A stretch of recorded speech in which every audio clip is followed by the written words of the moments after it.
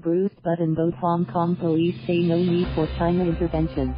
Hong Kong's police are confident they have the resources to continue battling pro-democracy protesters, even if violence escalates further, pouring cold water on concerns that the authoritarian mainland might need to intervene.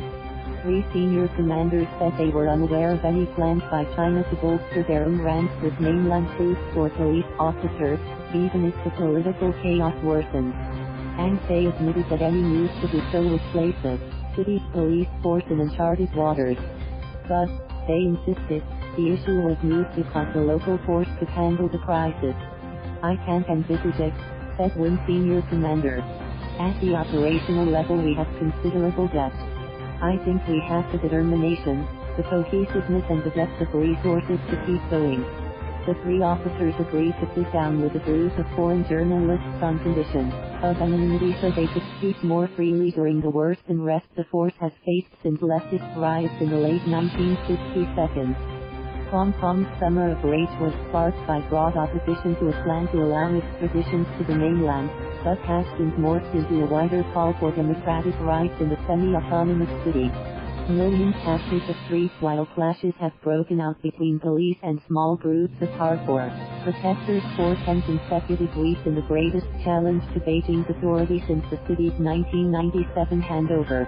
Political solution needed with neither Beijing nor Hong Kong's leaders willing to offer any compromises. The police have become the loathed face of the government. The chant "geng corrupt cops" has become routine, both from protesters and, more recently, local residents infuriated by police engaging in near nightly battles in their neighborhoods. Protesters, rights groups and the rights chief have accused police of using excessive force, with videos of teargas and rubber bullets generating renewed public outrage each weekend. But officers insist they have deployed proportionate force against increasingly violent protesters armed with sling-shots, petrol bombs and bricks, and said they remained confident a silent majority of Hong Kongers still supported them. The 3 officers painted a picture of the force challenged by wildcat protests, and hinted at frustration over the intransigence of Beijing and city leader Carrie Lam. "This is a political issue. And a political issue needs a political solution to solve it," said one. But they also said attacks and insults directed towards their ranks had only reinforced morale and that there were ample reserves to call upon. Of the 28,000 people in uniform, around 3,000 are engaged in frontline crowd control, but there are hundreds of immediate reserves, and a scaling up plan in place should the protests escalate. "We're not at full mobilization by any stage yet," said one officer, a commander on the ground. As China takes an increasingly hardline tone, state media has published images of military personnel and armored vehicles across the border in Shenzhen this week. The United States has warned Beijing against sending in troops, a move many analysts say would be a reputational and economic disaster for China. The 3 officers said there have been no discussions about what would happen if Beijing sent reinforcements, and that there were no established protocols in place. Asked if such a move would leave the force in uncharted waters, one officer replied matter-of-factly, "Yes."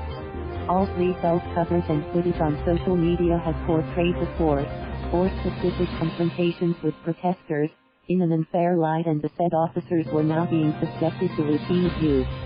At least 300 police have had personal data such as ID card numbers and addresses published online.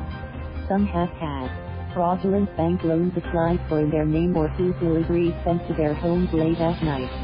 One officer said his teenage daughter was approached by an adult at a recent sports day. He pulled her to one side and said, "What your father is doing is disgusting, you should be ashamed." The officer recalled, "Things like that I feel are completely unreasonable." Since the clashes began in early June, police have made more than 700 arrests, but so far there appears to be no let-up in the protests. And even if the roiling demonstrations end, analysts say the force has suffered unprecedented reputational loss in a city now deeply polarized between those who support and those who loathe the police. Asked how long it might take to repair that damage, one commander said, "It's not easy. I can't tell you how long it will take, but it's going to take time." /must Thank you for watching. Please subscribe.